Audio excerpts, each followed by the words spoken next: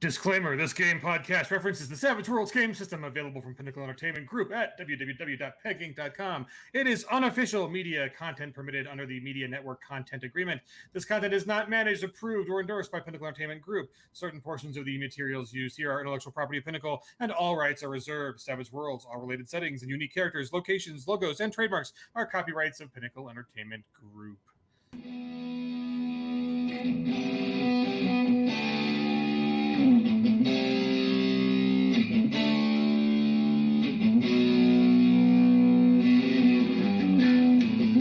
Coming to you from the foot of the majestic Rocky Mountains, Denver, Colorado, it's the SavageCast, a Savage Worlds podcast brought to you by the Rocky Mountain Savages. Here are your hosts, Chris Savage Mummy Fox and Christopher Savage Bull Landauer.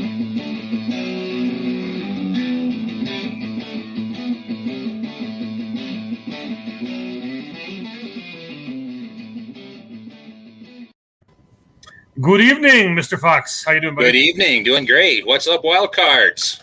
Hey, Wildcards. So, welcome to episode 43 of the SavageCast. We're getting so close to 50. I know, right? Well, like in age and in... Well, I guess technically the episodes have passed my age, and we're catching up to you because you're old as, like, Methuselah. Dirt, yeah. Old as dirt. That's right. But I keep this youthful appearance.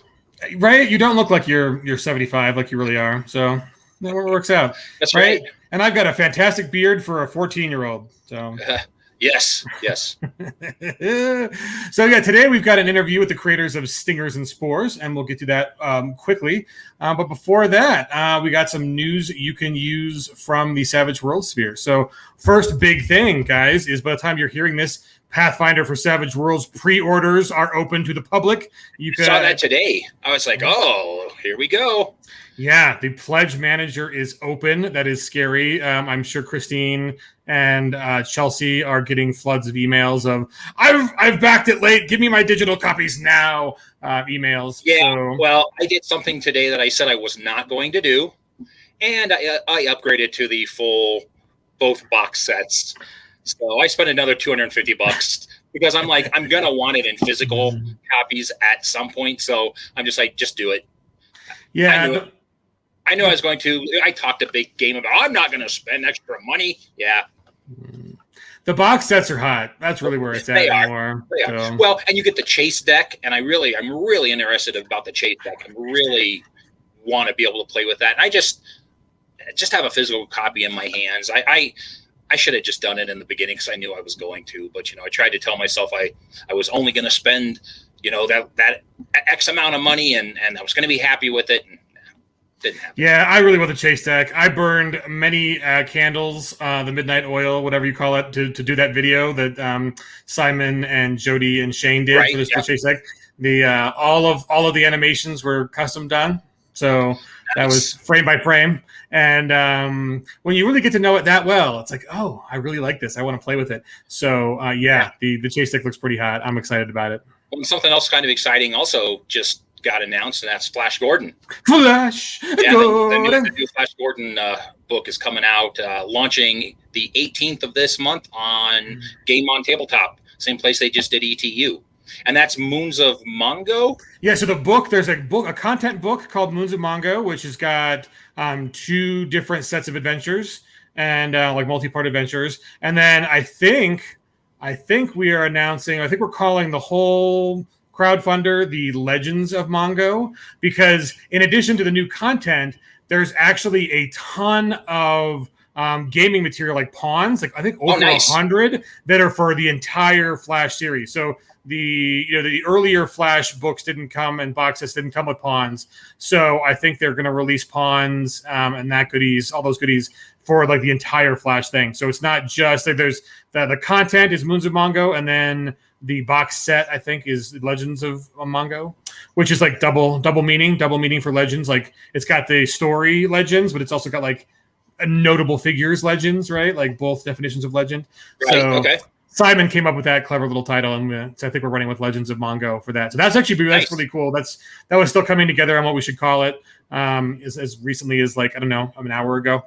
And so I'm looking at my calendar over here on my wall. So the 18th is a Tuesday. So Tuesday, May 18th. Yes. So I think technically what it'll be a week from when this goes up live, is we'll put this live on Tuesday the 11th. Yeah, exactly. Yep. So a week from when you guys are watching this live, it will be Moons of Mongo, Legends of Mongo, all of the Flash Gordon time. Wait, you forgot to go live. Well, so like we're not live now. I mean, technically we're live. Like I'm alive, you're alive. Right. Like, that's true. Like wait, am I breaking the? Am I like giving out secrets I shouldn't be giving out? No. I mean, maybe a meteor will come and crash before Tuesday, and so when this gets uploaded and like set on the internet to broadcast on Tuesday, we'll all be dead, and then none of us will be live, and it'll go out there to other people who technically are probably killed by the meteor or whatever it is. But Peter and Calvin are alive. I mean, Calvin's marginally alive. Like maybe he might be a robot or an insectoid. Are insects alive? Is that really life? Are they really? But yeah, no. So we're doing this early because Calvin is like 9 time zones ahead of where we are, and so really can't be on the show when we need to air it on Tuesday. So we're doing it early. So that's why this week we are recording. Let's see. Okay, other news. Yeah. Because our bug's alive. Not that we ever get off on tangents. No, never. So the ETU Study Abroad is out also, and then they've also released the books out, the archetypes, the postcards, the updated figure flats. I think those are all. Well, I think postcards were exclusive to the crowdfunder, but the archetype cards and the figure flats and all those things are released. So if you didn't get in the Study Abroad goodness, you can hop on that now. And it's on the Pinnacle site, and you can also go and be a late backer on Game on Tabletop if you want the physical rewards. But if you just want the PDFs, you can grab the PDFs of ETU Study Abroad at the Pinnacle website. And then see other news. So on Tuesday, so before this launch, I think we'll air this later in the afternoon. One of the articles for the news is the Deadwood historical attractions that you guys can enjoy in Deadwood. That'll be, I think most of them will be included in the pass. Some will be optional because they're a little more expensive, and not everyone can do all of them. But some cool stuff to announce for you guys for that is we're looking into an 1880 train ride. So it's like a historical train ride. Oh, that would be so awesome. They do some really fun stuff on the train ride that, like involves weapons and actors. So just saying that might be, it's more than just a leisurely little train ride, choo choo choo, chugga chugga choo choo. There's some good like shootout fun that can be had on that. And then let's see, there's Tatanka, which is Tatanka, Story of the Bison, which in Colorado we call Buffalo because Buffalo sounds so much better than bison. Buffalo, go Buffalo. The CU, University of Colorado team is the Buffaloes, so I'm a fan. Anyways, that's a really cool exhibit that Kevin Costner put together. And then the all-around town in Deadwood, there's like a historical pass combo that everybody will get. So you can go visit the Adams Museum, which Fox and I visited. We spent like a lot longer in there than I thought we would. It was really kind of cool. It was probably 3 hours, maybe a little bit more. Yeah, I mean, you can breeze through faster, but I mean, the exhibits are actually really cool. Yeah. And there's reading involved, right? Well, I mean, we're gamers, so and it was really fun. That was probably my favorite museum that we went to. Yep, and then there's the brothel, which I spent 3 minutes and $300. And I mean, never mind. There's the brothel, which we actually didn't go to, but it's I think it wasn't even open when we were there. No, they were just doing it. But there's actually apparently the brothel Deadwood where they just talk about that aspect of Deadwood historically, which is pretty cool. And then we went to Days of 76 and spent a good long time there because there were actually like Landau carriages in the basement because they did part of the thing in the Days of 76. They do like the top level has got a lot of Deadwood history and rodeo and cowboy history. And then in the basement, they've got like engines, trains, and modes of conveyance history. Yeah, wagons and stagecoaches and funeral wagon and all kinds of stuff. It was really pretty neat. So and then to know that one of the wagons your family made. So yes, pretty cool. So yeah, so for those of you who aren't in the know, there's a really cool carriage maker. So Landau is like a village in Germany and like Bavaria, and which still like the whole area still has like a lot of automotive. Like Stuttgart and kind of racing heritage of German engineering and cars and stuff. So that whole area is still they've always been very automobile centered, but even before engines and, there was a carriage makers that were famous from Landau. And if you've seen like the inaugural carriages and the wedding carriages from like the Queen of England and like the marriage, a couple of those are Landau carriages. And the cursive L that you see on the back of like some 70s era Cadillacs is in a little window that are kind of in the back of like Lincoln Town Cars had them. They call it that's the L for Landau, and like the little windows that are in the backs, like just behind the two, like passenger side, rear passenger, and then the little tiny windows, they call them a Landau window. So the reason they call those Landaus or Landau windows is that the Landau, the L, was actually part of the bracket that allowed the carriage's top to come back, and then the little tiny window would fold in. So so modern cars like the Cadillacs with like the cloth roofs, like those cloth roofs don't retract anymore. It's totally visual. But those little L's are still emblematic of when the carriages had those features. And so, luxury carriages had them, and so then the caddies had them. So anyways, there's your carriage lesson. Right? Everyone needed to know about carriages tonight. I don't know. Things like carriages and bugs are going to be our things for tonight. That's right.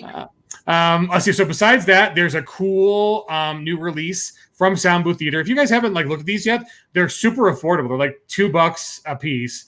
My thought is they're coming out fast and furious, and that they're pretty fun to listen to. Bump. Sorry. Yes, they are very savage in that nature. And a lot of them. So like there's was like a one from Shane, and a couple of them that aren't in the same vein, but a bunch of them are Necessary Evil.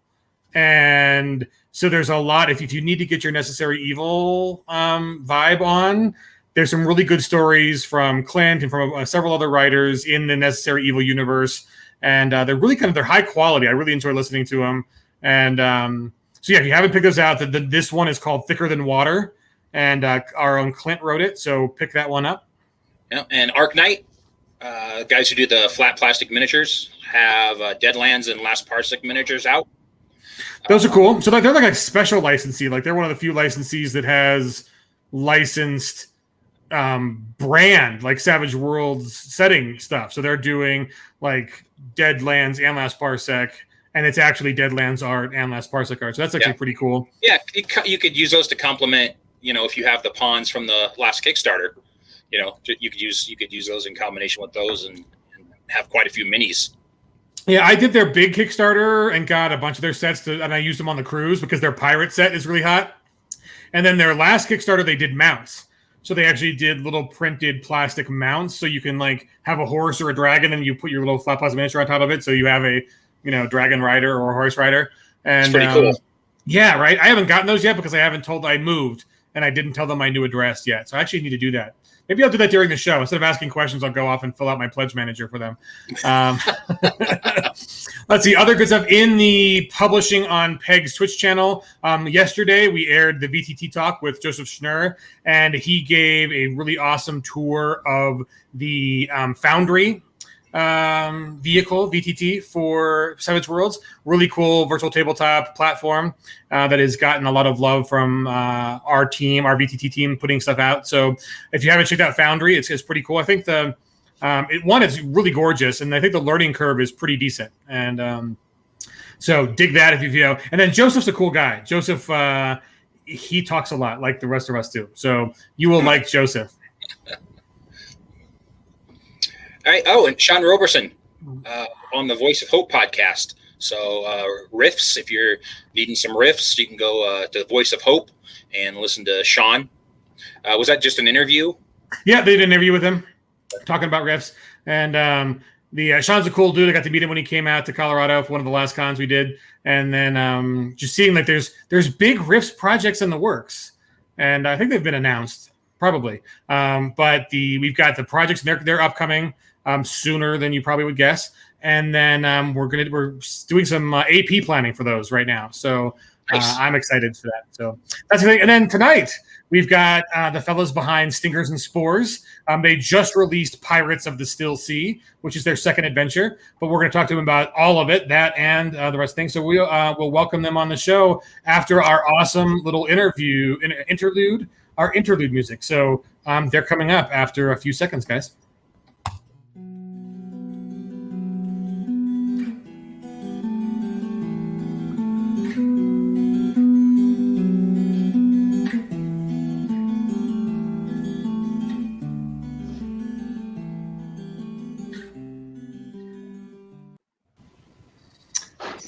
So welcome to the show, Calvin and Peter. How you guys doing? Doing great. Great. Thanks for having us.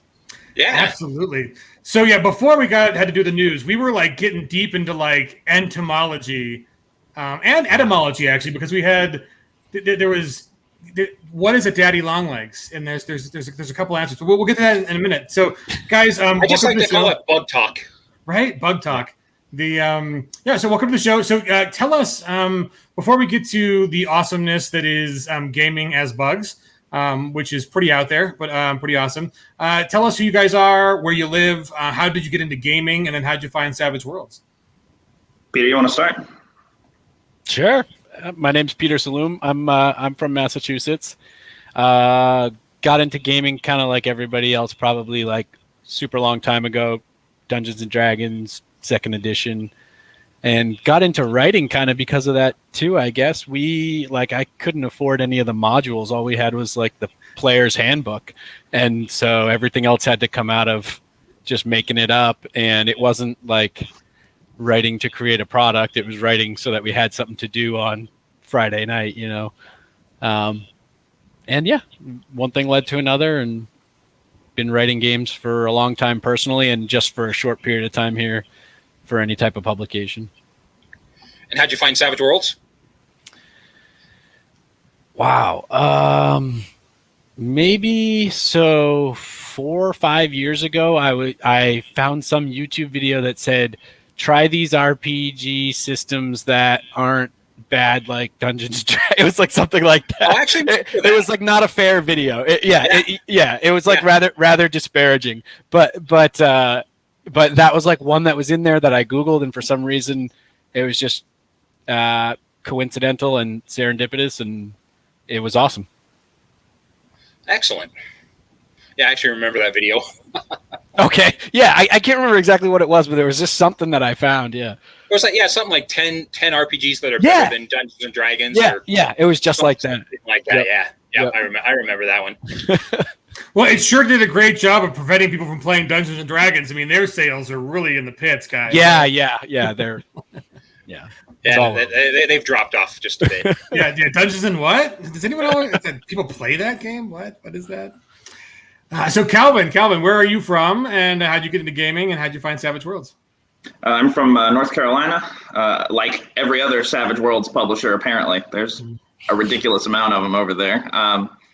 Let's see. I live in Taiwan now. I got into gaming in 2009. Let's see. It would have been my second year of college. My stepbrother, no, he wasn't my stepbrother yet. Our parents hadn't married, but we were good friends. Started playing Deadlands with me. Deadlands Classic. Oh, wow. Yeah, that's what I started with. I still remember our very first round of combat. My character, who was a cavalry officer with a saber, drew a joker. I decapitated the boss of that encounter with the first turn. I told him to quit while he was ahead, and my gaming, it's been all downhill from there. And he ended up just ahead. Yeah.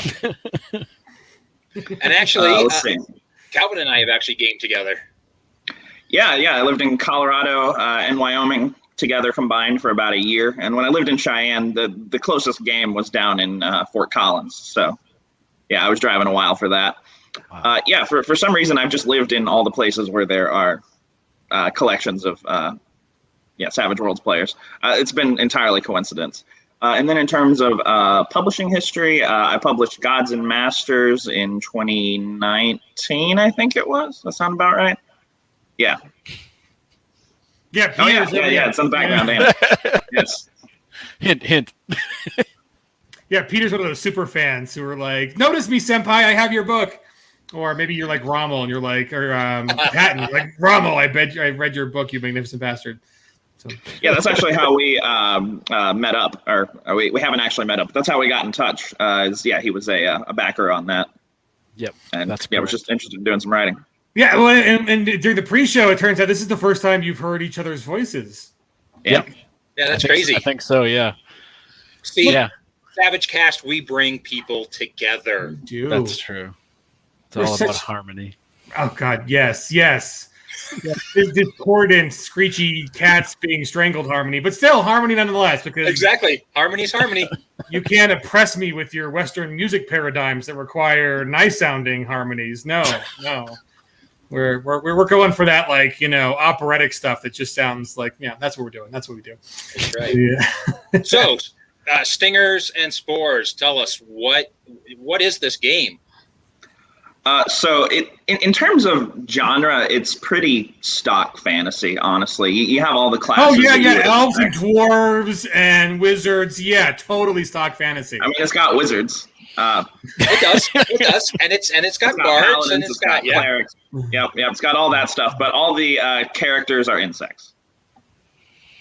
And unlike, I'm not the first person to do an insect, sort of a humanoid insect themed thing, although I was surprised at how underrepresented it is in the RPG genre. But there have been movies about this sort of thing, like A Bug's Life, Ants, a lot of like children's cartoons from like the 80s and 90s and things like that. But Stingers and Spores is, as far as I can find, the first one that really gets into just how weird everything is. Pixar made things a little too normal, honestly, if that makes any sense. I'm not afraid to jump into like the sexual cannibalism, that's all in there. The really weird life cycles, metamorphosis, just the size discrepancy between all these things. And yeah, I tried to make as plausible of an insect society as I possibly could, given the scientific realities of, what's happening. And I found your like the very first paragraph in your book actually is very evocative of like what this crazy setting is, and I will take producer honors to read it. High fantasy meets entomology in Stingers and Spores, a romp across the mysterious and perilous lands of the insect kingdoms. Experience this new and exciting world from compound eyes of the bugs who live there. Ascend to staggering heights in the trunks of tremendous trees, marching to the songs of cricket bards. Witness the decay and ethereal beauty of the sacred fungal groves, while moth clerics make offerings to their powerful deities.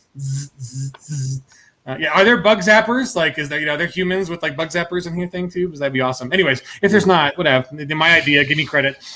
Make it happen. Study the arcane art of silk spinning in the beautiful but isolated flower fields under the guidance of butterfly wizards. Oh, there are wizards. Look at this. Complete with the higher mysteries and the study of the war path in the hives of honeybee monks. Cross blades with beetle knights who have studied combat since grubhood on the floating tourney grounds of the lotus pads. Fight for survival in the towering weeds against enraged swarms of hornet barbarians. And deep in the blackest tunnels beneath the earth, encounter tiny and terrible gods who should have remained buried.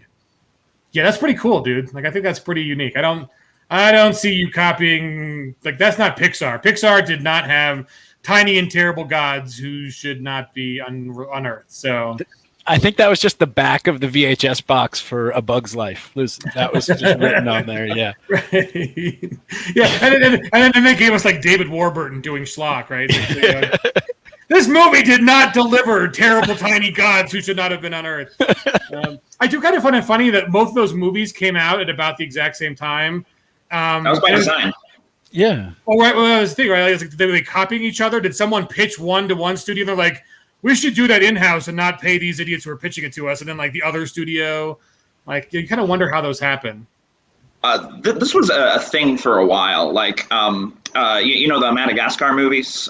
There was, it's DreamWorks that did that one, I think. I think so.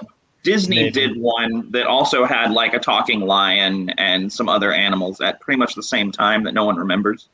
What happens is one of them will, have like an internal memo, and then there's, some sort of like industrial espionage, and then the other studio will try to beat them to the punch, and sometimes they actually get it out quicker. And So, take yeah, advantage of all that sweet marketing money the other studio was spending on the movie. yeah, honestly. Yeah. Like for like 1 year, like I mean, 1 year in Hollywood. I have to go back and see which year it was, but man-eating pigs was a theme in like 4 different movies. Like one of them was definitely a Hannibal movie, but like 3 or 4 other movies had man-eating pigs. And I'm like, seriously, which one writer in Hollywood who has a fetish for man-eating pigs is either working on all these or pitched it to multiple studios and like, or was there a cocktail party they were all at and someone's like, hey, did you know that a pig can devour a man in 6 minutes flat, including the bones? And so yeah, like Deadwood had it. The TV show was Woo had his man-eating pigs. And then like but there was like several of them. I'm like, man, there was definitely some like Hollywood crossover for man-eating pigs this year. Like whatever, like maybe they pulled plot threads out of hats and they're like, man-eating pigs came up. But anyways, there aren't enough movies about bugs, especially bugs where you get to be the bugs. And so, I mean, are you a bug dude? Do you like bugs? Do you own bugs? Where's the bugs come from? Well, I am now. It didn't start out that way. I started writing this before any of that happened. Now, bug trivia is like 60% of my personality. I hate to say it. But it was psychedelic. Yeah, you were doing mushrooms or something. Is that the spores? If it wasn't the bugs, it must be the spores. So you were a spore guy before? Is that? Just kidding. So yeah. So what do you own now? Like what's your favorite bug? We were hinting like Peter asked you before, like how many bugs do you own? So I'll repeat that now. How many bugs do you own, Calvin? Pretending I asked this insightful, deep question. I was just trying to bait him into admitting that he owns bugs now because of this. My first one is she's an adult already. She's a rainbow stag beetle. They're from Australia. They're size +2 if we're talking Savage Worlds. Let's see. Yeah, they got some nice color on them. She lives in a little tank and eats jelly all day, like regular fruit jelly. Like you can eat it yourself. It's just banana fruit jelly. And then I have a grub for a Goliath beetle. Hold on, I have a picture. Or wait, you have a picture too. Oh, but your pictures don't show actual size. Mine do. All right, so we're a size. Yeah, here we go. All right, you see this bad boy, and here's my hand for comparison. Oh, So wow. you see the grub down there? Yeah, that's about how big he is. Oh, wow. Oh, that's cool. Yep. Yeah, he's like a small hot dog at this point. I mean, for the most part, he just has he's a pet hole in the ground. For the most part, I change his dirt once every couple of weeks. I drop in fish food pellets, which disappear, so I know he's still alive. And that's about it. But he's due in a couple months. He will pupate and go into a big chrysalis made from his own dung, and then he will come out this giant, magnificent beetle, and then he will eat fruit jelly too. Oh, that's really cool.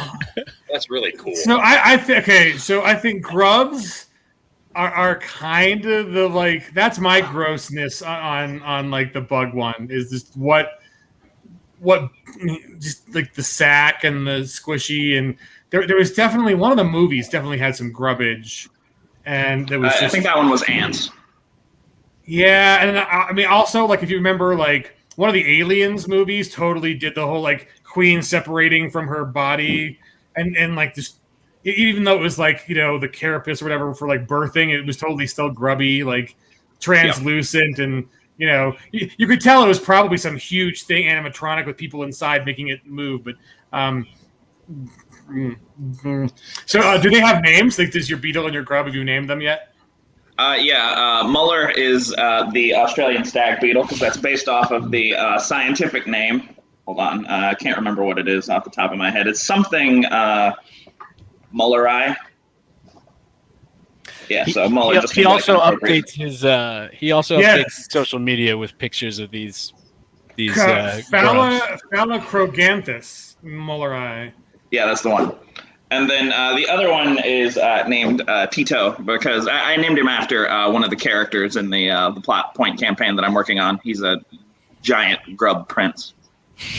Oh, cool! Excellent. That's actually really cool. I'll actually be, I've been statting different bug species on social media pages and whatnot. His will be coming out in the next couple days because the artwork for him is all done. Yeah, we're gonna do that here in a little bit. We're gonna stat out a bug, right? You still up for that? Oh yeah, I've got it written down. Yeah, we'll do that here. We'll do that here in a little bit. So, a few things that a number of things stood out to me during my read through. I love how you did measurements. So you kind of tell people how you measure distance in your game, because I thought that was really, really very cool. And I also just like how time flows for the bugs. I found that really interesting as well. So talk a little bit about some of the bug things that you came up with to really solidify what you're doing in your setting. And then I know you've got some setting rules, which I love when people, do new setting rules, and their setting rules really bring that to their setting. They flush it out is what I'm trying to say. So tell us a little bit setting wise and some of those things and how you came up with those. Well, in terms of units of measurement, actually what you haven't seen is I finally did a conversion table. I had to stat this out, and I wanted something where the measurements would be understandable in real life and also on the tabletop if you're using the mat. So the standard unit of measurement is called a wing, which is a 1/2 inch, or a wingspan, which would be a full inch. Let's see, a blade, like a blade of grass, is roughly equal to like 100 feet for a bug, and it's 15 inches in real life. A log is roughly a mile, or 1.6 kilometers if you're not American, and that is 65 feet or 20 meters thereabouts. Yeah, it's kind of cool reading along, and you're this is 2 logs away, and I was like, that's really pretty cool. Kind of like that. Yeah, size is such a big deal in this setting too. Like when you're thinking about how to write an adventure or set something up, you have to think about the size of your heroes or the space that they inhabit and the distance, and it's just totally different than writing other scenarios. Like an entire series of adventures can happen in a hole in a rotten log on the ground in the forest, right? And that could be an entire settlement for some species of insect. So if you flip over a rock in the forest, how many bugs are you going to see under there? Right. You find a whole community. Yeah.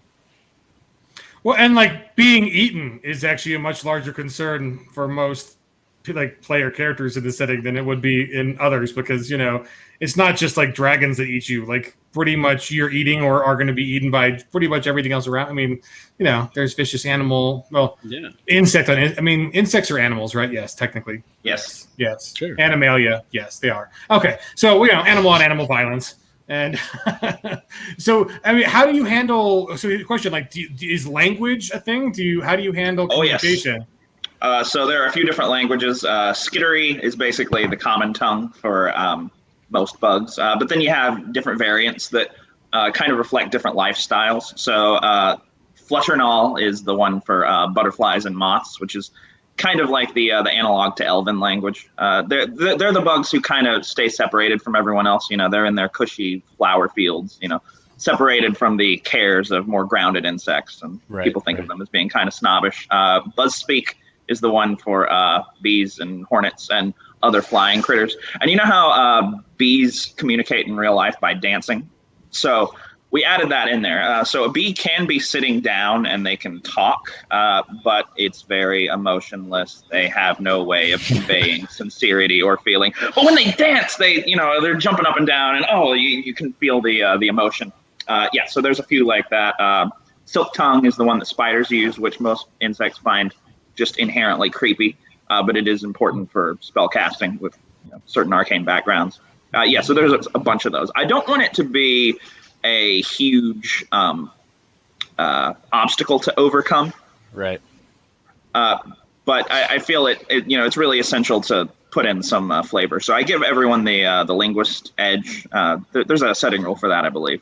Yeah, because I kind of want to hand wave it, but on the other hand, it does need to be conveyed. I think Buzzspeak would be really fun to play as a GM. I think that you could really do a lot with that. I think that would be a lot of fun. Yeah. I was running Peter's adventure back in playtesting. I don't know, it was a couple of months ago now, And the queen bee that they interact with was talking like this at the beginning in the throne room. But after she saw them in action, she jumped up, and they just saw like a totally different side of her. But yeah, they hadn't seen before.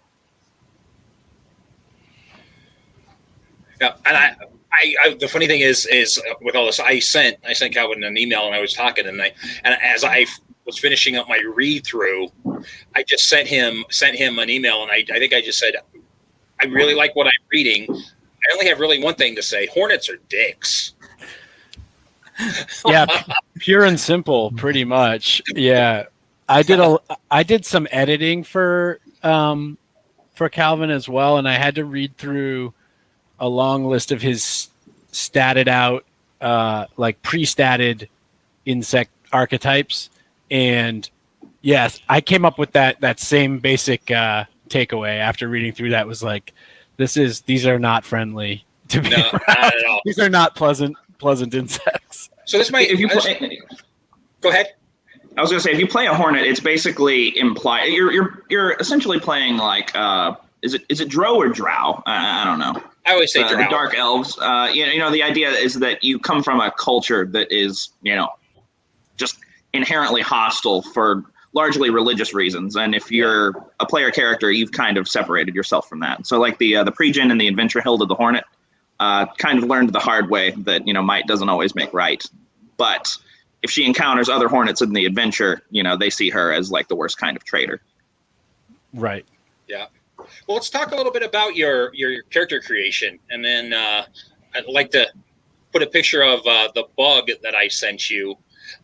So tell us a little bit about it, because it's a little bit different, not overly different, but there are differences from Suede to what you did in there. So let's talk about a little bit about it, and then we'll talk about how we can make the bug that I sent you into a player character. Yeah. Well, one thing I will say straight up is there have been some changes since we released the player's guide. I am going to update the player's guide, or sorry, not the player's guide, the Jumpstart. I will update the Jumpstart before we go to Kickstarter, just to reflect a little more closely what this setting has morphed into, so that way backers really know what they're getting. The big difference that we've made is, instead of having +2 races, we've changed it to +4. And the reason for that is just because bugs have so many abilities that you just can't capture them all with +2. I decided that with +4, you can throw in, some racial hindrances in there to give you a little more playing room, but that's generally a good number. But yeah, the character creation chapter is actually gigantic. It's about half the book at this point. It's pushing 60 pages. Oh, wow. Just of text. Yeah, the art hasn't been inserted or anything. And mostly it's because there is just a ridiculous amount of variability in insects in it. I pride myself in saying that if the bug is not extinct, it exists today. We're not doing, any of the prehistoric, like cat-sized dragonflies or anything like that. But if it exists today and it's an insect, not an arachnid or, a centipede or anything like that, you can play it. We have everything you could possibly need in there. So what you do is you take one of, I think they're up to like 12 now, insect archetypes that are all statted with +2 racial bonuses plus an edge, which brings them up to +4. You take that and basically just switch stuff out until you get exactly what you want. And I include 2 or 3 examples of every archetype kind of fine-tuned. So like for beetles, I throw in like ladybug, stag beetle, firefly, which is a kind of beetle, and just show the different directions you could go into it. With hornets, I think I throw in yellow jackets, murder hornets, bumblebees. Gotta have the murder hornet. Yeah, they live over here. Although they live in the United States now too. I keep seeing that popping up on the news. Well, they're supposed to live here. Another reason not to go to the Pacific Taiwan. Northwest. Well, they can just stay in Taiwan. They're fine over there. Murder hornets are not the reason you don't want to be in the forest in Taiwan. There's much scarier stuff. A lot more stuff that can take you out. Oh yes. I would also point out that when Calvin mentions 60 pages for character creation, that can kind of sound maybe intimidating or to some players, and it's really not. I don't look at it as 60 pages of stuff you have to wrap your head around or adhere to.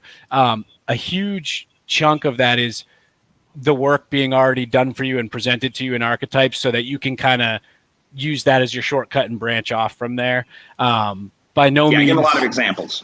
Yeah, right. He's got great examples and tons of them for, I mean, I can't even list the amount of different bugs that are already in there. So those are just jumping off points. To make a character, you really need to look at, of those pages, a handful of those pages, and you're on the right track to totally customizing one for yourself. Yeah, maybe a dozen, and that's counting the gear. Yeah. Oh, yeah. I'm not counting equipment or anything like that. Yeah. And the other thing that's in that chapter a lot is just kind of how they fit into the world. So a lot of lore and their mythological origins as well. So the way I've done the insect gods is very similar to the Greek gods. They're petty. They're sticking it into anything that moves, including each other, which is where all the new bug species come from. They're capricious. They have bad tempers. And so all that's wrapped up in there as well. Well, so hey, Chris, so can you bring that picture up that I sent you? Oh yes, yeah. So the challenge was. Send me a bug, and we'll stat it out, and we can give a quick example of how you could possibly make this bug into a character. So I went online and I typed into Google really weird bugs. Yeah, there should be a disclaimer warning. This is a visual medium. Brace yourself, people. You are about to see a picture of a Brazilian treehopper. I showed this picture to a coworker the other day, and it freaked him out. He has what is that fear that people have of like organic holes? Trypophobia. That's the one. What? Oh wow. Yeah. There's a lot of people that have it. I had not heard of this before, but they're afraid of lotus roots. You know how they're full of holes, honeycombs. Right, yeah. I had a girlfriend for a while who was terrified of what are those things on the beach or on boats that open and close their mouth? Barnacles. Yeah. So this was triggering his trypophobia. Yeah, it's pretty. It's weird. It is a weird looking. It looks sick. And I don't mean stinking rad. I mean physically ill. It looks like it has, a parasite or something in it, but it doesn't. Yeah. That's just how they look. Yeah, and there are some definitely weird. Do you have parasites in the book? Oh, yes. You can play a parasite. So some parasites are non-insects, like worms, fungus, that sort of thing. That's just a hindrance you can take. But you can also take a hindrance where you are the parasite and you have an insect host who could be your buddy. The way they deal with that is with parasite contracts. So, both sides have provisions. The host provides, blood or, a place to live or whatever the case may be. And the parasite gives some sort of payment. It could be. There are a few ways you could do that. You can have it where the parasite is the smart one. That's almost like a master blaster sort of thing. Or, it's a smart little guy and the big dumb one. Or you could have... the other way around where, the Liege Lord is this giant bug who has a few parasite minions that tag along. The choice is yours. That's hilarious. That's really cool. We should also point out, I not to get too off topic here, but there's also a character class where you can play actually a group of tiny. Well, we're going to get to that for this one. Okay, great. I won't get too far into it. Actually, so let's get down and dirty explanation of how you would make that thing. That's all. That's what we're gonna call. I don't know what else to call it. It's a thing. How would that translate into the game? Well, so I did a little research on this. I'm not, I'm a bug enthusiast, but I'm definitely not a bug expert. My resources for this were Wikipedia and Ranger Rick, of all places. They have a couple of photographs and some bits on this. That was the only place where I could find any reference to how big they were. So we'll get to that later. All right. So starting with +4 racial ability, I used, all right, so their abilities. They can jump. They can fly, not super well, but well enough. And they have this thing on their head that looks like, I would describe it as a helicopter propeller with berries covered in hair on their head. Is that about right? That sounds wonderful. Yeah. That's generous and anatomical while not being testicular. So bravo. It's called a helmet. It does offer a little bit of protection. All right, so what I decided to do is use the grasshopper cricket archetype as the jumping off point. Not bad. Jumping. Oh, love that. Love that. Nice pun. Yeah.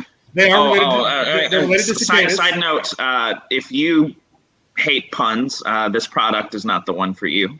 I don't think anybody who listens to our show can hate puns because I love them. So I have another author who's writing something about Japanese honeybees right now, which are a distinct species. He's not just having, honeybees that act Japanese. And I said, if they don't follow the code of Bushido, I'm going to be pissed.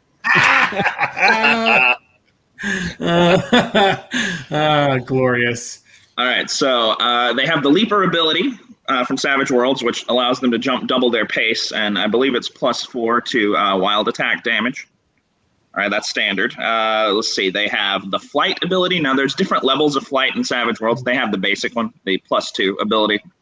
They can fly, but not great.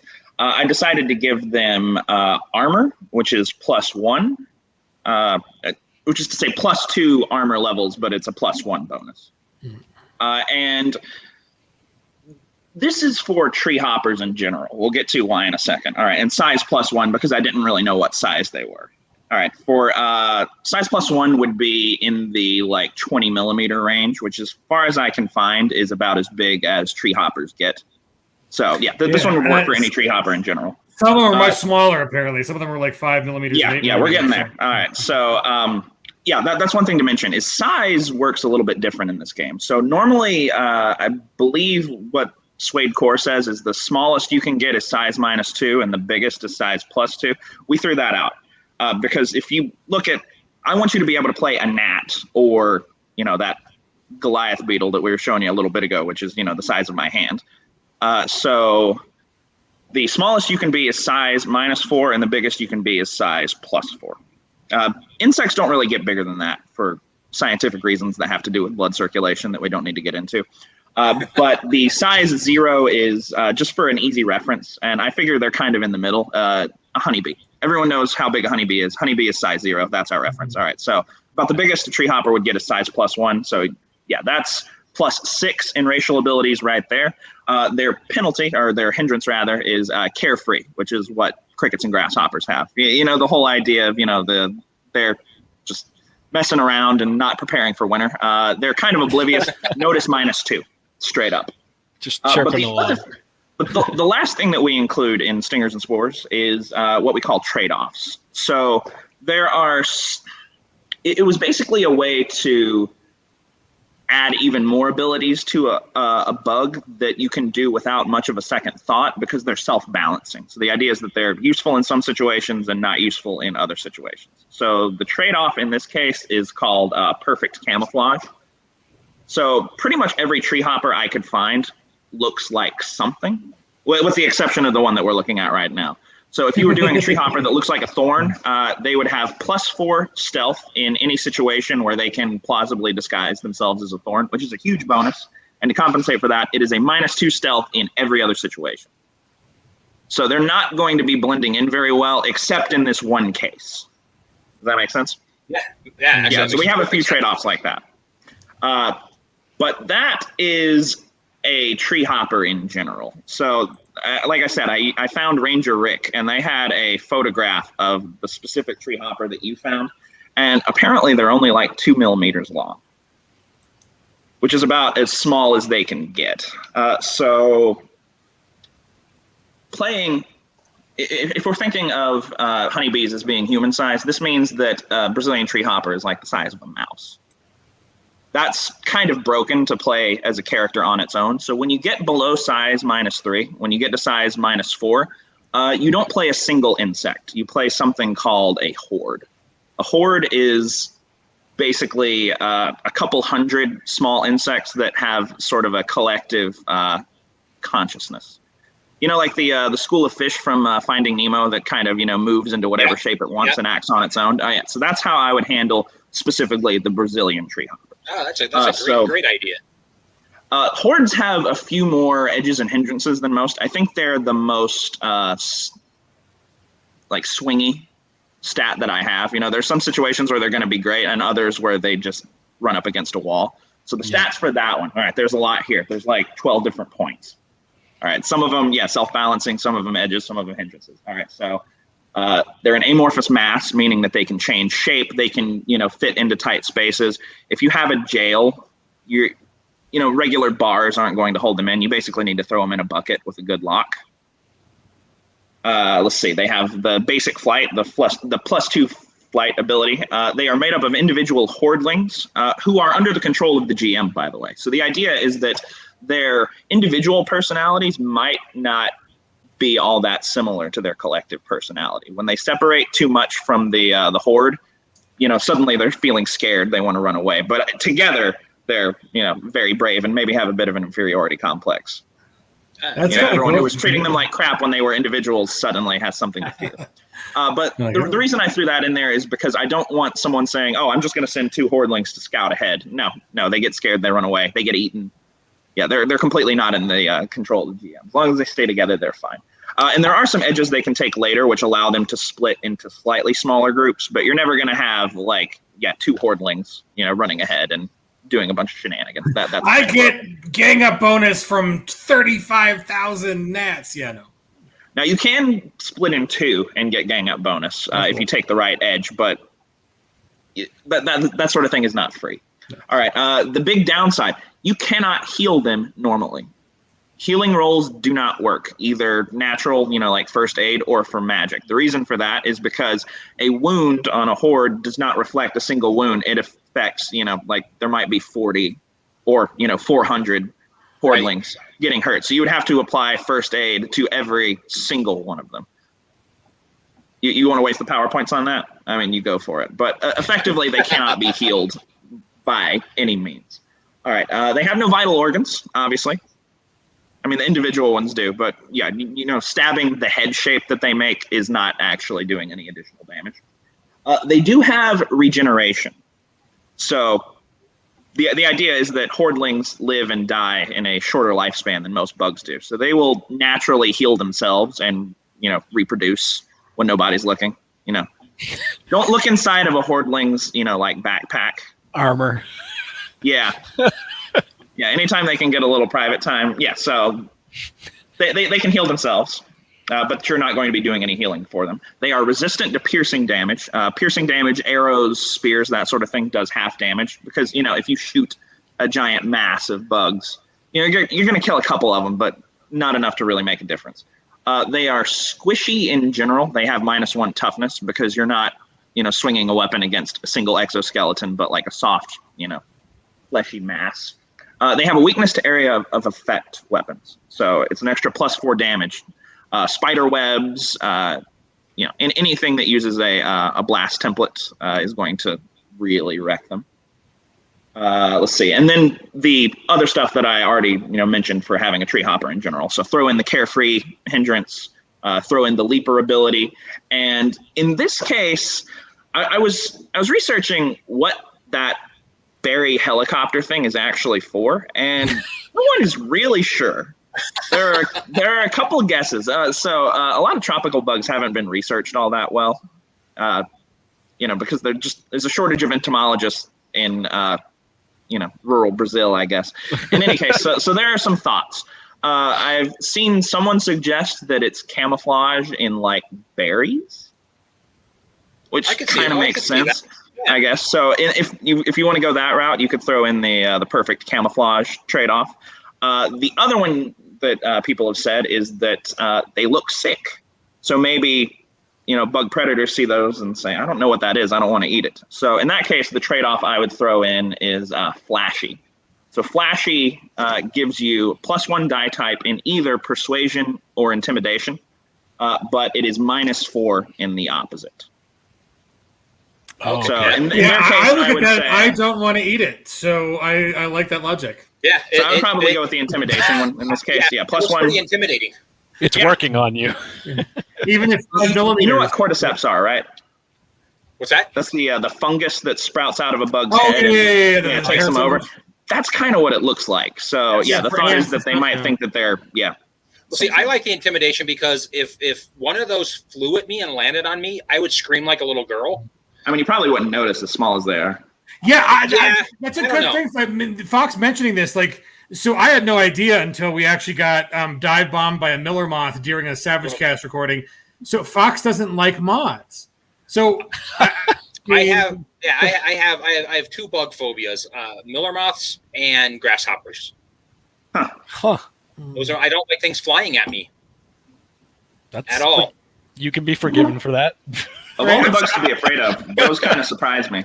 Yeah, I have a huge moth phobia. My friends make so much fun of me because we'll have it here in Colorado. We have the years where it'll just be an infestation of millers. Yeah, and I have a horrible summer. I can't remember. Do they have roaches much in Colorado? No. Nope. Okay, all right. The ones here fly. Oh God! See, flying things. Why do things have to fly at you? Like, we're lucky. So Colorado's way too high. So like you mentioned before, like there's like the cap on insect size has to do with like the density of oxygen in the atmosphere.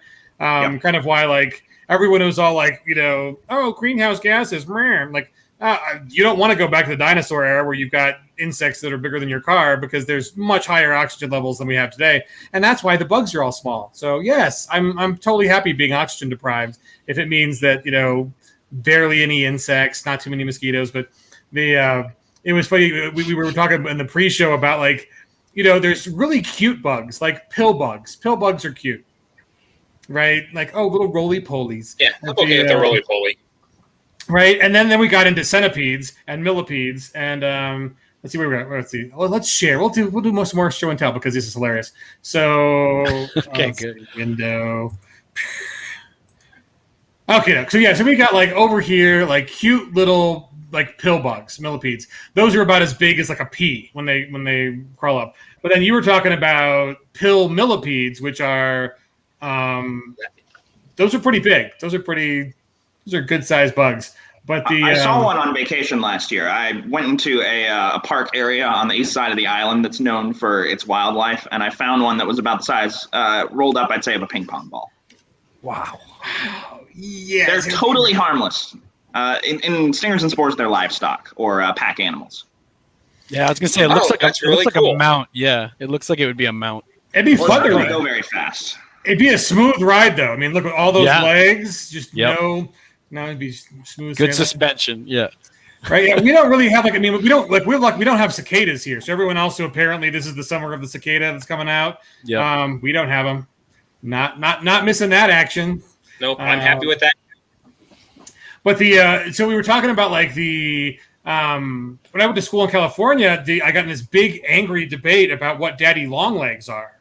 And so to me, this is a daddy long legs. And it's a pilioid. They're not true spiders, but that's a daddy long legs, like right here, big green one. So for other people, if you're like weirdo Californians, the Flocidae, this thing is a daddy long legs. No. And it's like a nasty spider that looks like a nasty spider. And so the opilioids, like they don't bite. You can play with them. They don't have they can't really bite you. Like these daddy long legs apparently not nice. They will bite. You can die from them.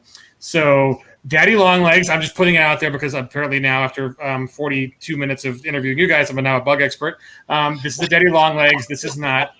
And you mentioned, so we were talking about these, you're like, oh, that's a huntsman. And there's some really. Do you want to give us a little preview of the cute little fuzzy wuzzy that we're about to see? Talking to me? Yeah, Calvin. Like you mentioned a different kind of harvestman. Yeah, huntsman is bunny harvestman. Oh yeah. It's a daddy long legs with bunny ears. I mean, there's no other way to say it. I mean, how cute is that?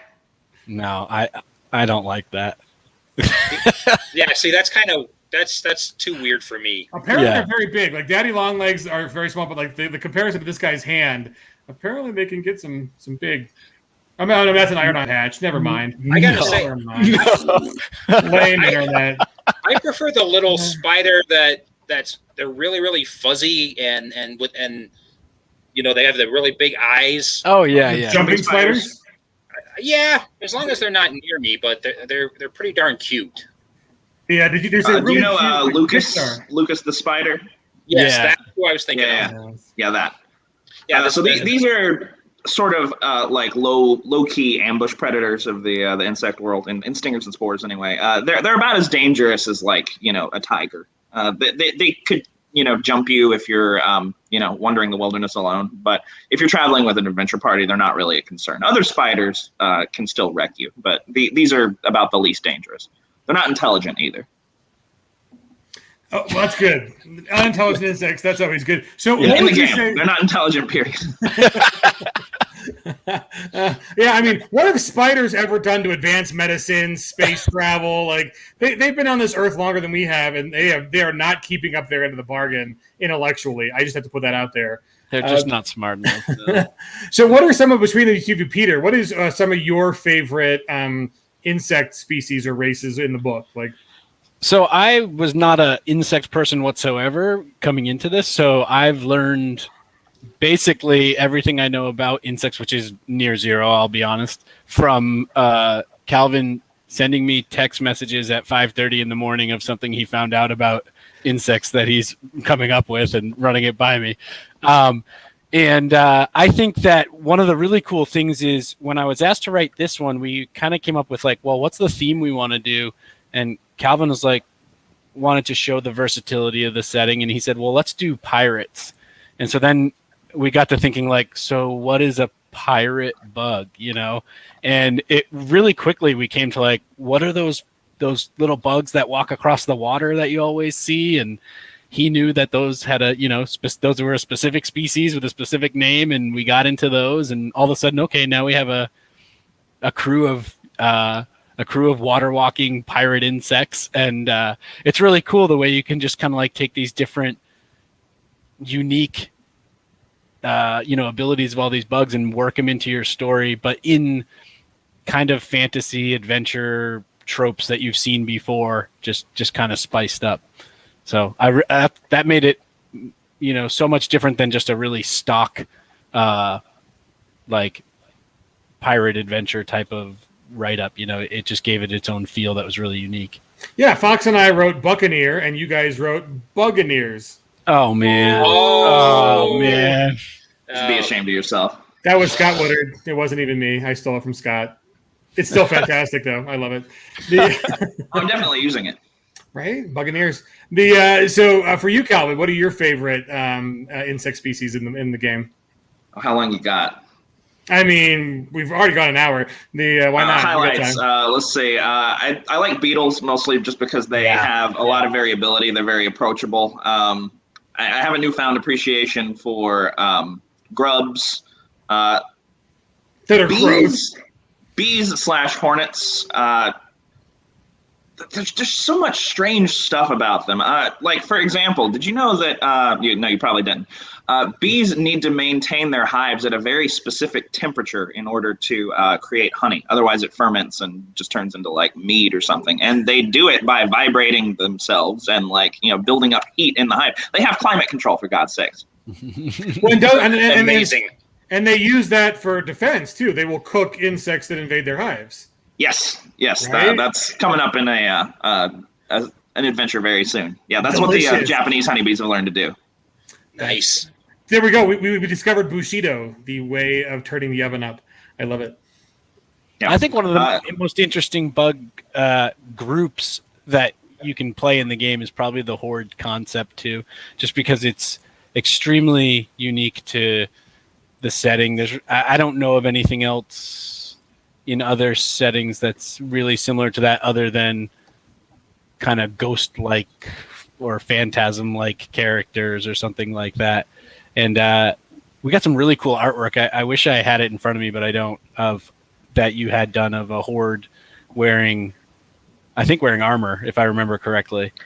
Yeah. So one advantage to being a variable shape is most bugs have to pay extra if they salvage equipment to get it to fit them, because every bug shape is different. But a horde can just fit into whatever they find laying around. Yeah. So right. It's wearing regular armor. It's kind of in like the vague proximity of another bug shape, but just sort of doing its own thing. It's definitely one of my favorite pictures. The artwork is starting to come in now, by the way. So yeah, you'll you guys will be seeing a lot more of that. What's it like when you put out an art order and you're like, okay, I need a beetle, but he's a bard. So yeah, they do really well. Yeah, my art team is fantastic. They're great guys. They're based out of Indonesia, and one of the nice things about them living in the tropics, surrounded by bugs, is I think they're a little more familiar with some of the weird stuff that I'm requesting than someone in the colder parts of the world might be. Basically, I just send them like 15 pictures. I'll show them a couple different shots of the bug, and then some like stock fantasy characters that have kind of the same vibe that I'm going for, along with the description. Oh wow, that's cool. Yeah, that's very cool. Make something out of that. I try not to give them too much direction, because I find that if you really control what an artist is producing, it might look like what you've been picturing in your head, but if you give them a little bit of freedom, they'll really surprise you with the directions they want to go in sometimes.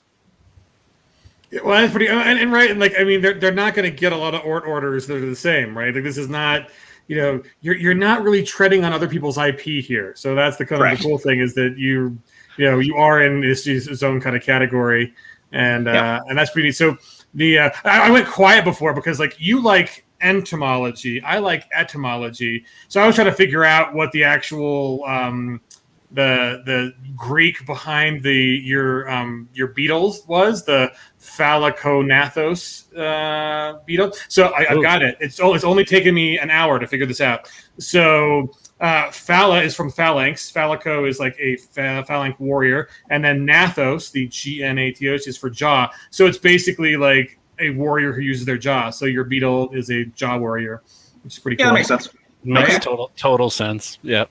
So now we know.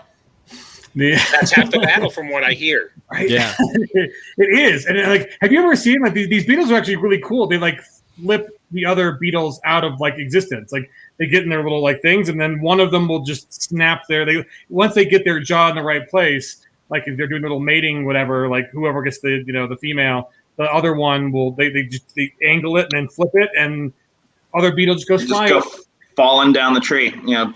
Like 50, 100 feet. And land harmlessly because they're so small. But fun fact, that instinct is kind of hardwired into their system. After they're done mating, they usually yeet the female off the tree too. Wow. Old habits die hard, I guess. All gentlemen, seriously, that's very much like I left you a 20 on the bedstand. Now get out. Like breakfast? Yep. No, adios. What rude men? Rude men.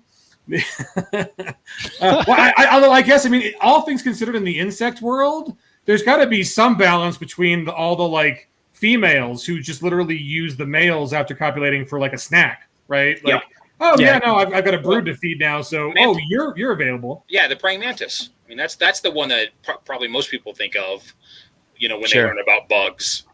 So, We tried to reflect the temperaments of the different bugs and the lore of the gods and everything. So my favorite pairing of gods and goddesses is the husband and wife duo of the cockroach god and the mantis goddess, and they are actually related in real life. So that's one thing to mention is you don't need to like bugs in order to play this game, but if you do. There are going to be some things like, oh yeah, I see why I did that. It will take on a deeper meaning. But in any case, so the roach god was constantly having dalliances with other, goddesses. And when the wife finds out about it, so his ability, because he's a roach, is he can regenerate from any injury. So she captures him and eats everything but his head, which she just carries around with her on like a stick. So whenever he starts to regenerate, she just has another snack, and this is just kind of his punishment for the rest of time. I mean, the Greek and Roman pantheon would have turned out so different if Hera just cut off Zeus and carried him around as a head on a stick. Yeah, I mean, about 85% of the tragedy would have just gone away because Zeus's libido is pretty much the cause of all that. So I like it. Like it's very Jeff Dunham. Like I've got a beetle god on a steak. Right? Yes. Oh my god, I love it. That's hilarious. So that's an interesting question though. So like the on the regeneration bit and on, I mean, so we already know like swarms are very different. As a player character, have you like are there wound variances? Like, do you ever have any larger PCs that get more wounds, or the regen? Like, how does that work as a PC? I keep it pretty standard in terms of the Savage Worlds core. If you are large, which is +4, then you take an extra wound. But I don't know if you would actually want to play a size +4 character, to be perfectly honest. The trade-off there is that you get you pay quadruple for gear cost. Size +2 plays double, size +4 plays quadruple. So you're not going to be able to afford anything starting out and getting, any custom armor or anything like that. You're also at a penalty to hit anybody, Yeah. Keeping with standard Savage Worlds, it's -2 targeting. You're going to be a complete beast, but you're going to have trouble making contact with the enemy, especially if you get a really nimble character who's facing off against you. If you get like a fruit fly size -3, ladybug size -2, they have penalties to be hit by a regular sized character. And then you're there with, even more penalties. You're just never going to land a blow. And they can target, your eye or your soft spots pretty easily. It's totally accurate, though. I mean, it represents the exact problems you would have with those scales. I think it makes sense. Also, just fitting into regular places. And I don't mean fitting in the social sense. I mean, like, there's this door and you're going to have to, find a way around it. Yeah, right. Or like stand outside and just listen in. Yeah, I mean, you're looking at a D&D terms or something. You're looking at like a frost giant trying to go into a human town. Yeah, but they are useful too, especially if you get like one of the big bugs that can fly. We have a character in my current playtest called the Bus. I mean, I don't even remember her real name. Everyone just calls her the Bus because she's a big Hercules beetle, and everyone just rides her around. She's like Appa-sized from Avatar. Yeah. You're not a player character. You're conveyance. Sorry, thanks. Well, actually, that must be rewarding. Insects are the main means of transportation. So, like what we were talking about before, with like having millipedes as mounts. The problem is all the non-insects, the only ones that are fast are the ones that are predators. Right. So you could plausibly ride like a snail or a millipede or something like that, but they're not going to get you anywhere. So the best means of transportation is there's just a class of I call them bugbearers. They're basically just large insects who act as like taxis and conveyance for the smaller ones. Excellent. I love All it. right. That's hilarious. So I have to ask a question that I always ask, and we'll see what your answer is. So the full setting. Any ideas when you're going to be launching, coming out with it? The art's coming in now. For the player's guide, the art is about halfway through. And I'm talking to a couple of different editors now. They're all pretty qualified. I'm just seeing who can give me the best time frame at this point. I'm hoping to have everything. I mean, the player's guide is written. I'm hoping to have everything ready by early fall, like September. Okay. And, this isn't my first rodeo. I did Gods and Masters pretty much all myself, aside from the artwork and, the layout, of course. But in terms of the writing, this one I have a bit more help with. So I think I can, realistically gauge how long this is going to take. The GM's guide is also completely written, although I did decide to add one more chapter a couple of days ago about dark magic and sorcery. So that one will take. Yeah. Sorry, I had to throw that in there. Yeah, so I'll be adding that. But besides that, that's also done. Kickstarter, early fall. And I'm hoping to have, just as I did with Gods and Masters, I'm hoping to have the player's guide done by then. I'm not going to mention any names, but I think we all know of Kickstarters that just took way longer than anticipated because the things come up. Life happens, Right. Yeah, well, it is a vicious circle between, like, do you need the money to finish the production of the book, or do you just need the money to do the printing if you're going to do a real print run, or what is the money being used for? And, and where in the line do you decide to go to Kickstarter? And like for us, like for Fox and I, like we've definitely learned to fall on the get the thing just finished. If you whatever it means, if it's later, fine. If it's years later, fine. You don't. Yeah. It's anxiety. I wasn't pointing at you guys specifically. Oh no, I know. We were good. We did. Buccaneer was good. We just haven't, all our other projects are like sitting on hold, right? But the the fact of like having it over your head where you've taken money from people and then it's not ready to go to a printer relatively soon is anxiety inducing, right? Because you do any little thing and then you got angry people and then, so it is. Yeah, there are definitely some projects that are even like, just years ago that are just getting stuff out now. And I'm like, I don't think I'd ever want to be in that position, even if it's, there's a right time to strike and it's successful. No, I'd rather be in a position where it's like, I like what Pinnacle does. I mean, having seen the inside of that a little bit more now on, the books are really far along before you ever get to, the crowdfunding. And then, I mean, it's an advantage of having, multiple things in the pipeline, whereas independent publishers like us just don't, we don't have the bandwidth to have 12 projects going. Right. But if I, was as big of a company as Pinnacle is, they call themselves a small company, but I'm a small company. They're or I'm a micro company. They're not a small company by my standards. But yeah, if I had, the same financial capabilities, that would be the ideal. I did do that with Gods and Masters. Gods and Masters was 90% done, Player's Guide and GM's Guide. But the reason I did that is because I knew this was my first product. No one had ever heard of me. And if I don't have something very far along, I'm just not going to get any money. But that was a very nerve-wracking risk. It was if this doesn't get funded, I'm going to be several grand down the tube. Yep. Yeah. And I only got funded with like 3 or 4 days left. Oh yeah, that was a very anxious month. Well, and we've seen other creators who worrying about getting funded way overpromise, right? Like not even just overpriced. Or you have people who say, we need like 20 grand to get this out the door. Because if you're going to print, right? So like that's the weird thing is like if you actually have to go to a print run versus, to me it's a weird thing in the industry right now because it's like if you're going to produce a really nice quality book, do you want to do then like going to offset printing at least like 500 to 1,000, whatever, doing the shipping yourself, or do you want to be like, okay, I got the book, I'm done with it, I'm going to lay off all of the actual printing and shipping off to like Drive-Thru RPG print on demand, right?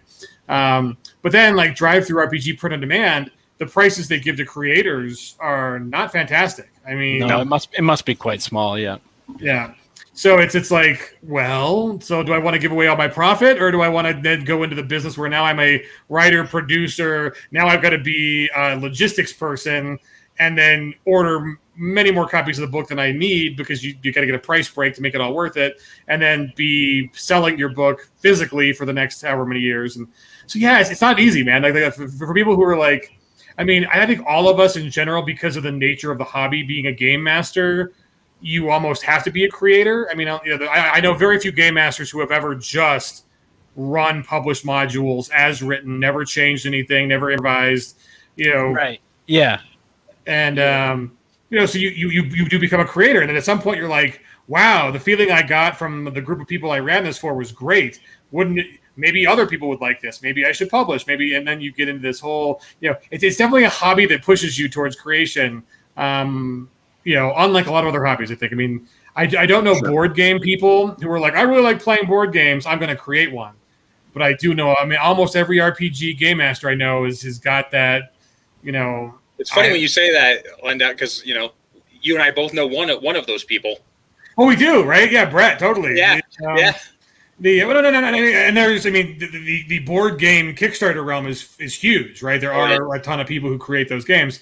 But, I mean, there's nothing inherent about playing a board game that leads to creativity requirements. Whereas RPGs, your game master has a creativity requirement right there up in front. Like, right, exactly. Yeah, you can be inspired by board games, but like during a board game, there's no improvisation kind of requirement that RPGs require. And really that's what creating a game is. It's improv taken to the next level of like, well, maybe if I write it down, right? And that's a good question for both. For if you come like, okay, where did this idea come from? Like you weren't a bug dude before. You didn't have your grub, which I'm kind of amazed the grub stays a grub that long. It's like a lot of it's super weird. They can be a grub for depending on the species, sometimes 2 or 3 years, and then they come out and they're an adult for like 6 months. I mean, okay, if we're gonna go into the most extreme of that, there's a kind of mayfly that lives in the southeast United States. I forget the species name. It wouldn't be hard to find. The females, I mean, they're larvae for months, but they come out of their into their adult form. The females live 5 minutes. They lay their eggs and they die. The males live 25 minutes. They wait for the females to lay, they fertilize, and then they die. And then the process repeats. That's crazy. We have handled that in game. If you want to play one of those species, like a lot of moths don't have mouths. They physically cannot eat. They got about a week on them. They come out, they need to lay their eggs, find a mate, and then they're done. So basically since magic has started to come back into the world after most of the vertebrates have been stamped out,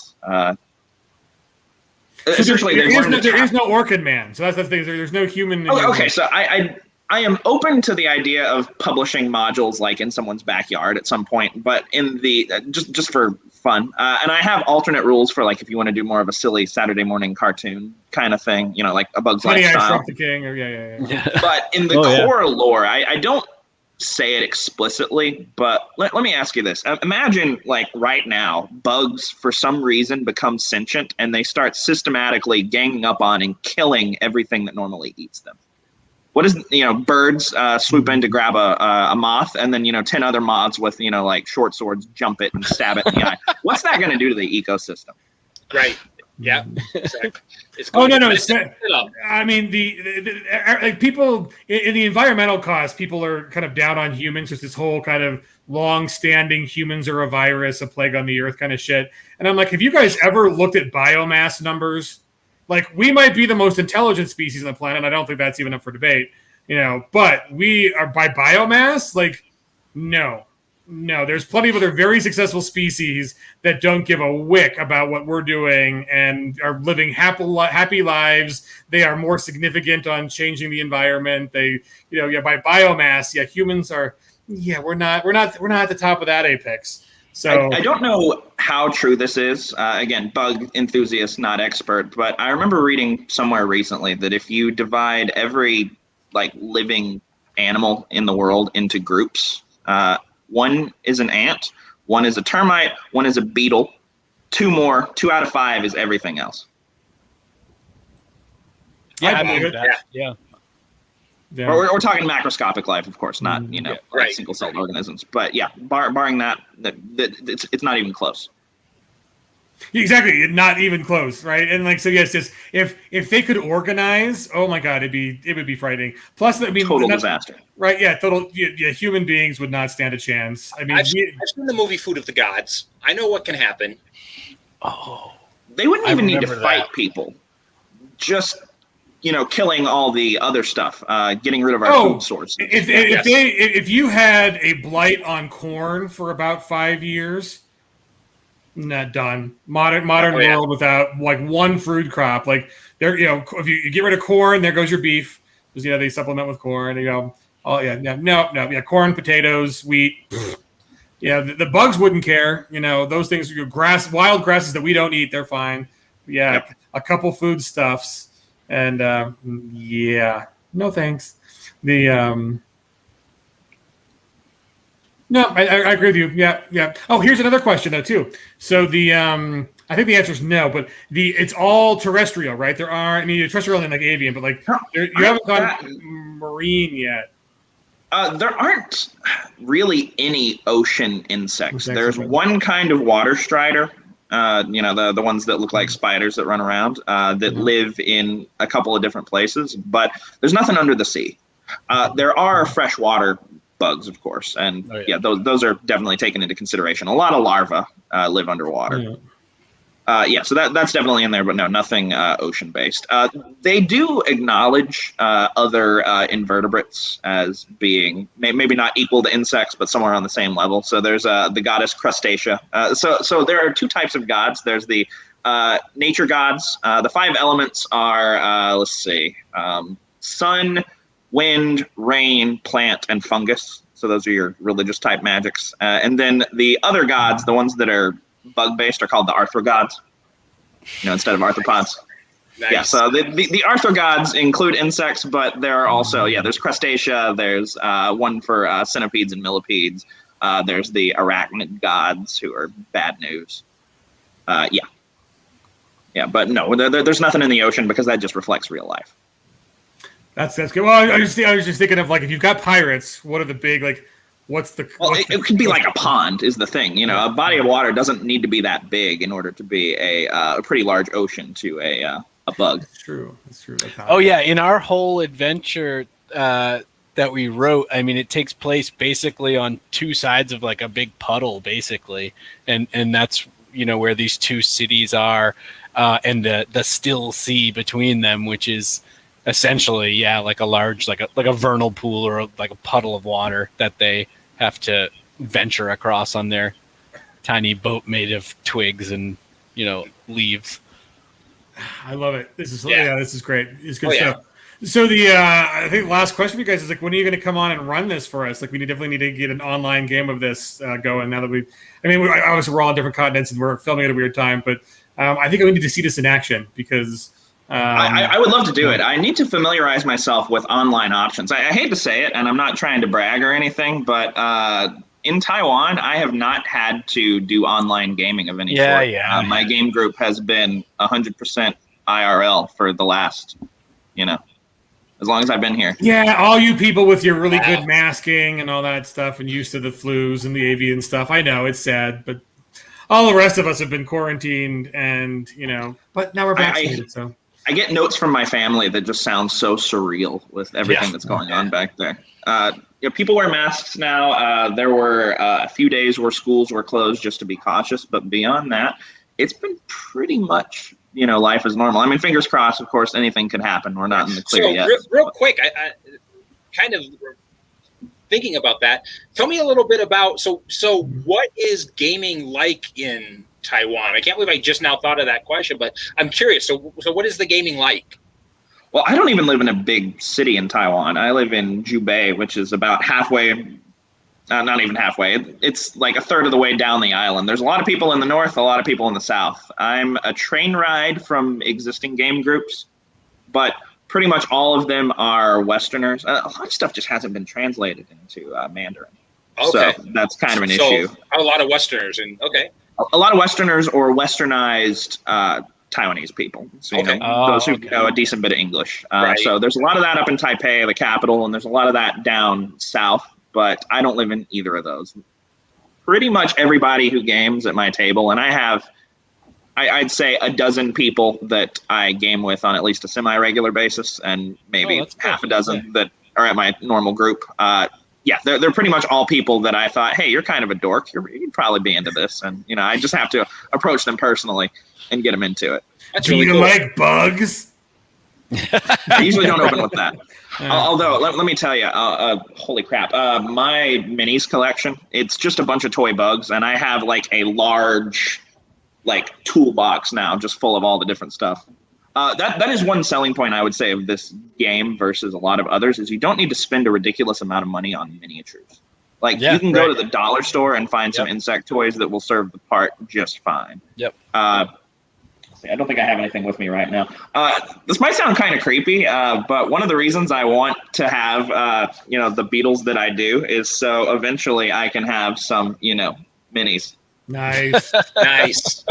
I like it. Yeah, those are cool. Yeah, no, I knew one of my friends had a scorpion that was in acrylic like that for the longest time. And we mentioned you're on the market for a scorpion, but you just have to convince the significant other that what size scorpion. But I want a big one. I want an emperor scorpion because they're pretty much harmless, but they're also giant. Wow, that's cool. I own no bugs, but the what is it like? Here's the question, right? So we mentioned a little bit before on the personalities. Like this, I mean, obviously your grub is right now just grubbing; it's just eating food. But your beetle, does your beetle have a personality? Do you think? So I haven't handled many other beetles, so this might be just how beetles act. But okay, so Muller is a female, and the females, for the most part, they're very passive. They find a place on a tree, they release their scent, and the males come to them.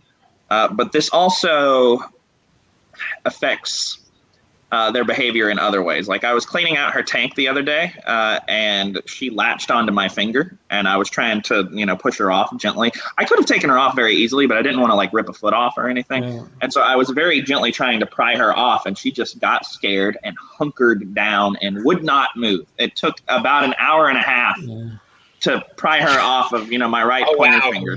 I ended up having to use a pencil eraser because it was soft enough that I knew it wasn't going to, damage her or anything. Whereas, from what I understand, a male, the second they get scared, they're just going to fly off, which honestly would have been much easier to deal with because my apartment's not that big. I could have handled that just fine. But, so her personality, she's very, very calm, but, just kind of hunkers down and stays in one place. She runs around a bit in her tank, and she pounds banana jelly like you wouldn't believe. Like she's eating her weight in this stuff like once every couple of days. They have banana jelly? I am jealous of captivity. Beetle. Oh my god, banana jelly. You can eat it. I've tried it. It's not terrible. Okay. Yeah, they just need the sugar content. Sounds good though. Banana jelly. It's not bad. So here's a question. I imagine in my mind this is sort of like Blade Runner, like when they're looking for like the info on the snake. How does one acquire insects? Do you go to stores, or did you find like enthusiast groups online and find people who are also into insects? I feel like this is like very like dark back alley, right? I want it to be back alley stuff. Yeah, I want there to be like code words and just like illicit money transfers and.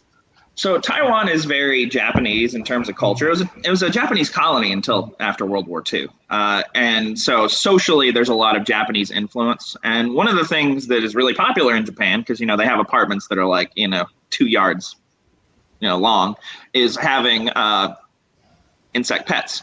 So there are a lot of beetle stores there, and there are a lot of beetle stores here as well. There's a beetle store about, half a mile from my house. And I have this book right here in my hand that's a Japanese book on like keeping insect beetles and everything that I just found in a bookstore here secondhand. It's not, a thing that everybody's into, but it's definitely not uncommon. I'm a teacher, and there are, a couple of dozen students at my school that I know who go to the same place for their beetles. So it's definitely a thing. And it's not a big commitment.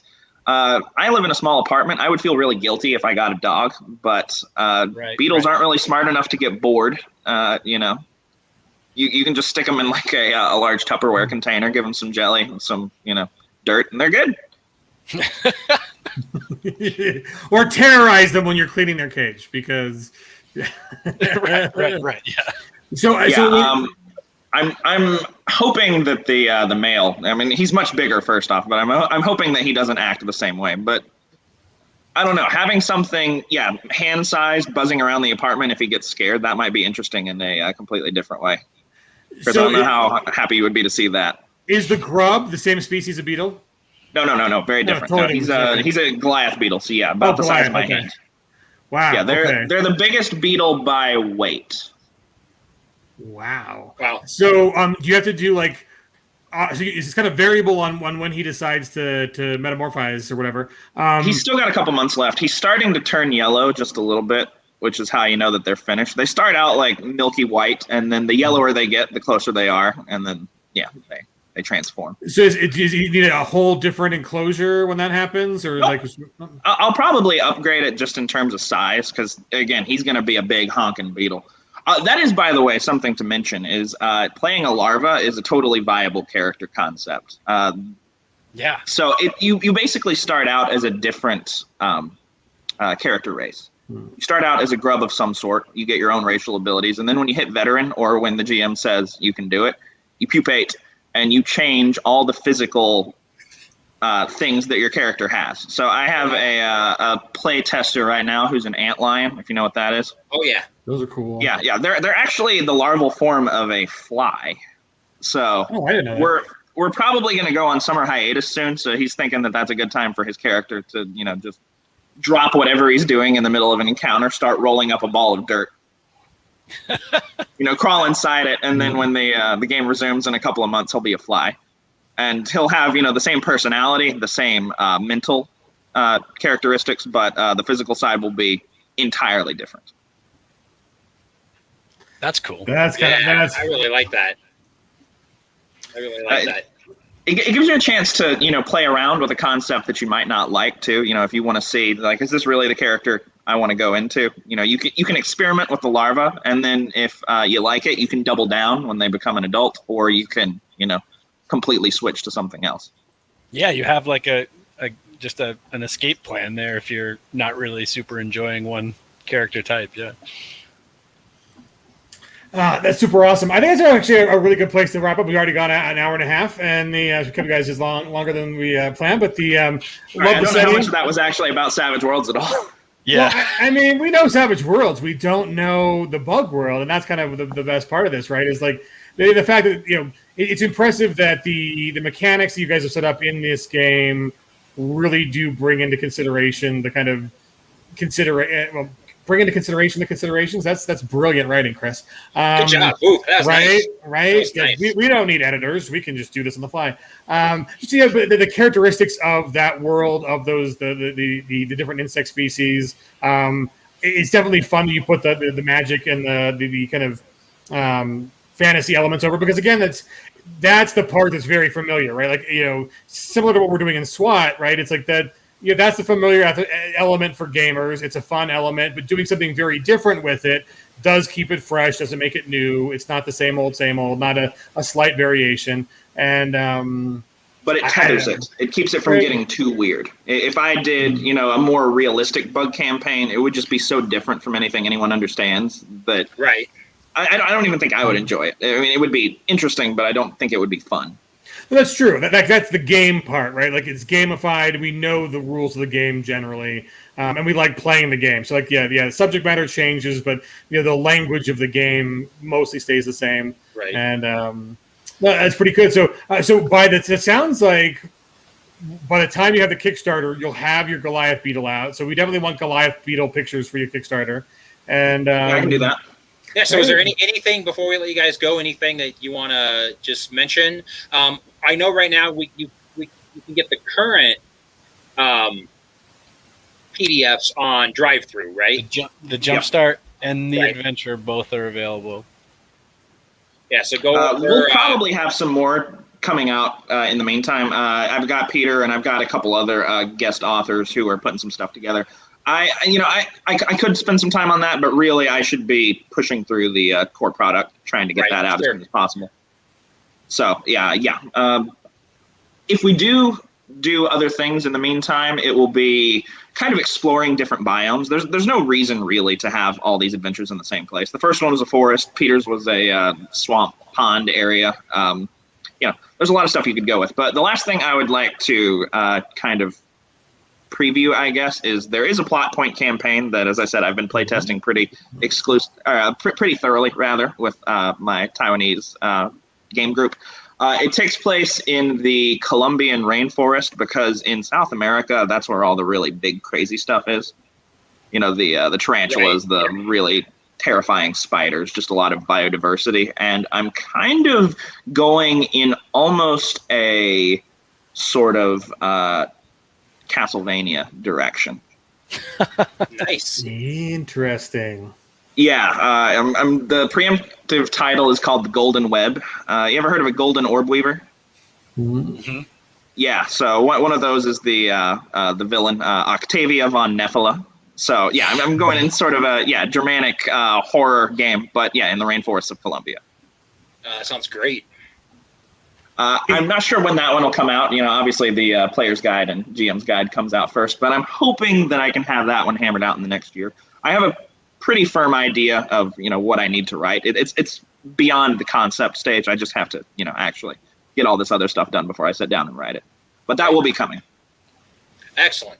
Well, awesome. Well, thank you, Peter, for writing the best pirate game to come out since Buccaneer, and for Calvin for bringing this crazy insect-filled world to Savage Worlds. I think it's exciting, and thank you guys both for coming on. So, thanks for joining us, guys. Be here. Thank you very much for having me.